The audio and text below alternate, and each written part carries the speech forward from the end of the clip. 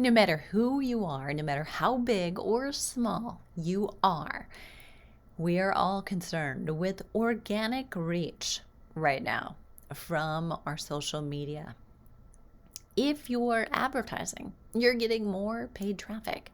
Organic reach is the first step to having good proof that the image or the post or the video that you're thinking about paying for is actually working. It will convert. People are liking it.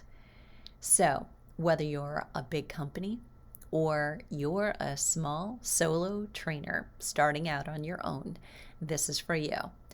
Optimize your organic reach right now for fitness business success in the coming months. So, no matter when you are listening or reading this post, it's time to do this.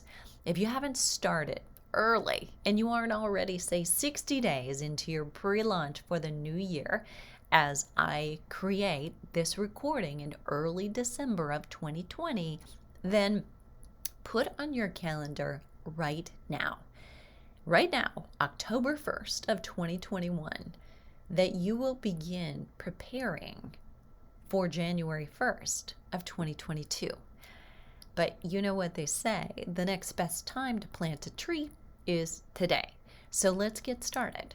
For now, let's just roll up our sleeves and start making what you do matter more.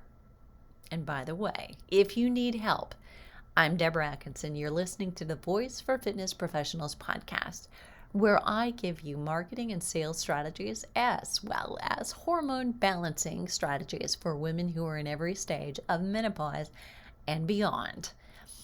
And I help you create not just a business, but a life you love with the freedom, both in terms of the time and the money, so that you can love what you do and continue doing it with no excuses. You can have a family, you can have relationships, you can have time off, and you can have the business that you love.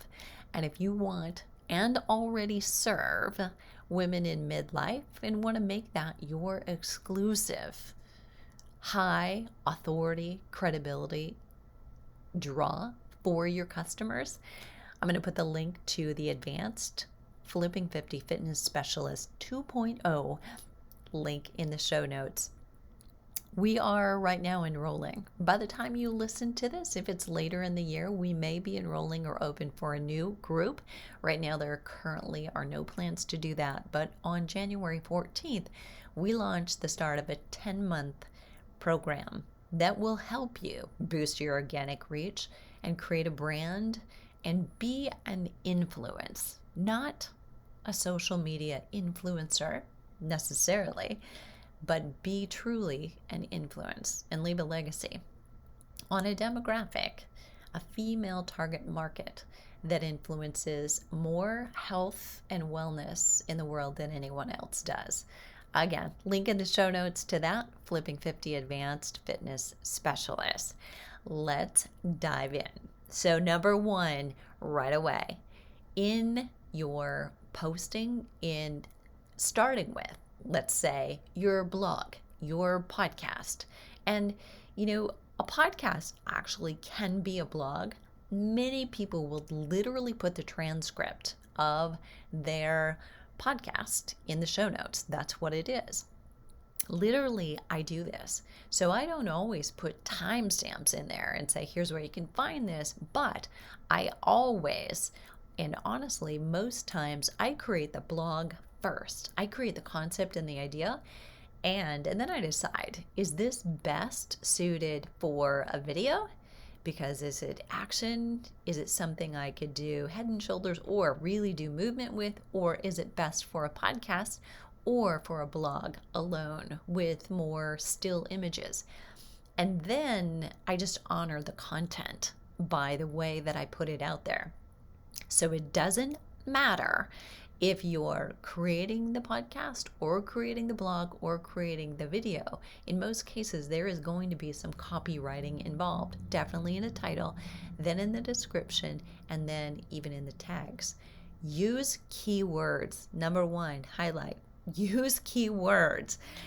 Distribute those keywords in those three places I mentioned: the title, the content, and what we call the meta description when you're writing, say, a blog or a podcast on your website.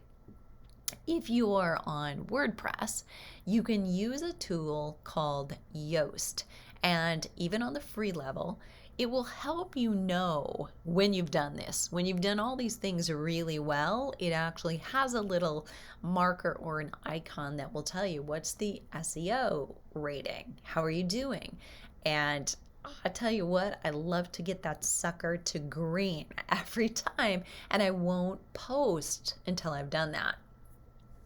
So next up, before you actually do the keywords, although that is crucial and important, before you do that, you need to do some homework. Do you know the words that you want to be found for? What keywords are you going for? That when somebody types in exercise in menopause, do you want to be found for that? So I dare you right now, go type that in, by the way, and see who comes up. There are words that you personally deliver on, you personally and professionally. These are the problems that your clients come to you with in their words, not in yours. Keywords are a part of the transformation that your clients want. Your keywords are a mixture of the problem and the solution that your ideal customer wants. So before keywords even, right, you can't just go randomly picking them. You need to know what your favorite customers of all time who made the most progress, loved working with you, and you loved working with them, say they want. What do they say they are grateful for about you? Because you and I could say we give our clients muscle mass and strength. But even in 2020, when I write about that constantly, and you're reading about it as the way to help and support them, it is still not what they ask Dr. Google at 8 p.m. on their couch watching Hallmark movies. Don't ask me how I know that. It's not what they search for at 2 p.m. when they should be working, but they're distracted by feelings of bloat or discomfort in clothes that don't really fit them anymore. So, next up, here's how to improve your organic reach. And I'm giving you homework. Yes, it's true. Even in a podcast episode, there's homework. What are those words? What are those words that I just described? Take a moment and come to the show notes and do it now or do it later with a yellow legal pad and do this homework because it's big. If you skip this and you go right to, I'm going to post, this will be really popular, you're going to miss the boat, because although it may take you a little bit longer to get traction, you will be getting, when you do, the right traction. Aren't you more interested in buyers than you are in likes and followers and fans? I know I am. So what are those words? Take a moment, come to the show notes and do this, and here we go. So I'm going to start with problem. Focus on your clients and your customers' problem. So what's the number one way your client describes her problem? And then what's the number two way your client describes her problem? So look for words here. Look for phrases that she says. Then when you're finished, move on to this. What's the transformation? What's the number one way your client describes what it is she wants? What's the number two way your client describes what she wants? Those are also great sources of keywords. And it might be a word, but often it's going to be one or two words, two or three words, or literally a phrase that you'll say. Okay, now third piece of the homework is personal condition. So what's the number one word or phrase that describe your client's current status? Like, fat, tired, feeling old, or invisible. That would be pretty accurate for some of my clients. Number two, word or phrase that describes my client's statistics, like in her own words, meaning, is there, she's got a high percentage of fat, or her um, her labs came back. I'm struggling. Can you hear that? Her labs came back and she has thyroid issues, or she's got Hashimoto's, she's got osteoporosis, she's got fibromyalgia. Those are ways she might describe her status. Like, she's scared because she just got that diagnosis. She's got osteoporosis or osteopenia. So there is some combination of problem or solution plus the condition. That's your key words. Do your homework. You have to go back and start with those things. And I just gave you what's the number one, what's the number two. If you've got, I know number 3 and number 4. These are also subcategories of any of my clients that I'm working with. Make sure that you're working with several clients who would say that. Don't just throw out, I worked one time with this client who had this, and I think there's more of them out there. You need to know it. You need to know there are a lot of them, especially if you're just getting started.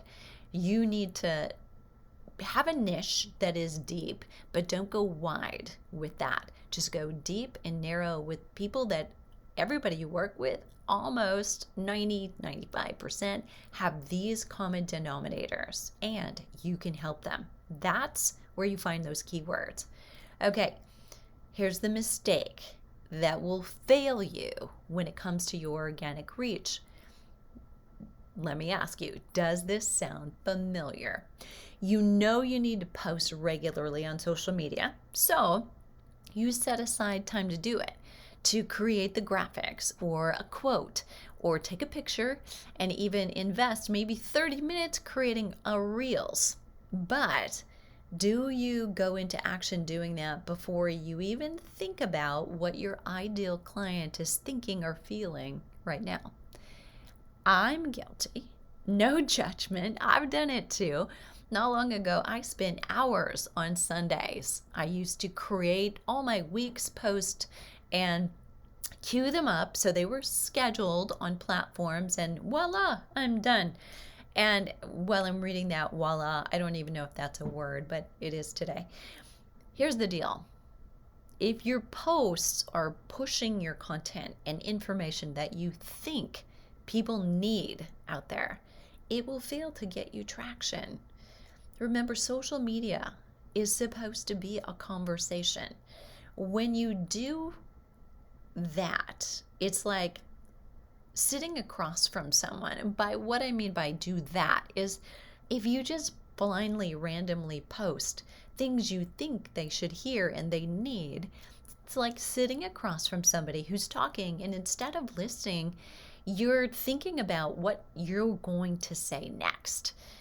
You may have the answer to their problem, but it's not going to even resonate with them. If you deliver it like what they just said, doesn't even matter. So how do you know if you're falling short? Well, look at what you've been doing. How well's that been working? And if you continue to do more of it, even in fact, if you dial up the frequency you're doing it, will you get different results? Isn't that a lot like a client who's exercising incorrectly for themselves and decides they're not losing weight, it's not working, and so instead of changing what they're doing, they're going to do more of it? That's borderline the definition of insanity right there. So don't repeat that mistake. So if your reach over, say, the last 3 weeks has not gone up, because shouldn't we consistently see it go up? Because we're listening, we're observing. How do they respond? What do they respond positively to? And we're doing more of that. And when they don't respond, and you're getting that dismal 3 or 5 or 7 comments or likes, you've got to take that as some evidence that you're not reaching anyone in large enough numbers to help your business or to change lives. So let's do this. On a blog post, use all of the above, right? So you would choose your keywords, but you choose them based on those problems. And the way that you got to those keywords was listening to the customer's words, looking and reviewing at old videos, old podcast titles, old blog titles, and the ones that got the most traffic. You can easily see that from, say, Google Analytics. If you're not sure about how to see content on pages on your website, you'll find it very, very easily by getting hooked up to Google Analytics. And if you're not already, you need to do it. And basically it does for your website just what Insights on Facebook or on Instagram does for your social media intel. So the same goes for show notes if you're podcasting. And what about social media? Listen, both YouTube and now Instagram even are becoming more like search engines. So if you're not doing the same thing with the title, the description, the tags on YouTube and using hashtag strategies, that works on Instagram. And don't guess if you really don't know. I'm not sure. You might say, I'm not sure what a hashtag strategy is. I know I need to be using them, but I certainly don't know what it is. Find out. You got to ask. Instagram is good for your organic reach too, done right. So let me go into that a little bit more. Instagram's strategy is not posting daily. In fact, sometimes skipping a day, I will notice that my reach on posts goes up because think about it. You may be actually cannibalizing your own post. Like you didn't give it enough time to get some traction and let people see it or find it. And then you're posting again and, people only have so much time. So Instagram strategy includes the right hashtags based on your research and the right number of hashtags, relevant hashtags for the content you post. And you never want to be using the same hashtags over and over again. So you've got to use the right images and graphics, memes and quotes, and your content, literally the text, the copy matters. Are you telling stories? It's social, remember. So longer posts that describe who you are and why anybody will care about what you say are important. And ask questions. Use your timeline, your stories, your IGTV and reels, as well as lives. Encourage direct messages to communicate with you. Especially when you're smaller, you can handle the amount of communication that comes to you this way. It's possible to generate leads and customers as long as you're not selling on social. Okay, your organic reach versus paid traffic. Full circle. So I started saying you might already be doing paid traffic. However, you want to really think about something, especially on certain platforms. Know that once you begin using paid advertising, your organic reach will go down significantly. A platform that knows you'll pay to play will begin to require it. A good rule of thumb, though, is that if your organic reach isn't going up, you don't want to pay for it to reach more people who won't respond. Always look at how something does organically first and then build on that momentum. It's the same way. January, it's always a busy month in fitness, right? It's absolutely the month you should be advertising the most. There you have it. Not so secret secrets to organic reach. And the biggest one of all is doing these things, the right things, consistently. I'll link to things we mentioned in the show notes, like the Advanced Flipping 50 Fitness Specialist. If you're interested, you've got to check it out right away because that bus is leaving the station. The show notes will be at fitnessmarketingmastery.com/organic-reach. And what are you waiting for? People need you in 2020 and 2021 more than ever before.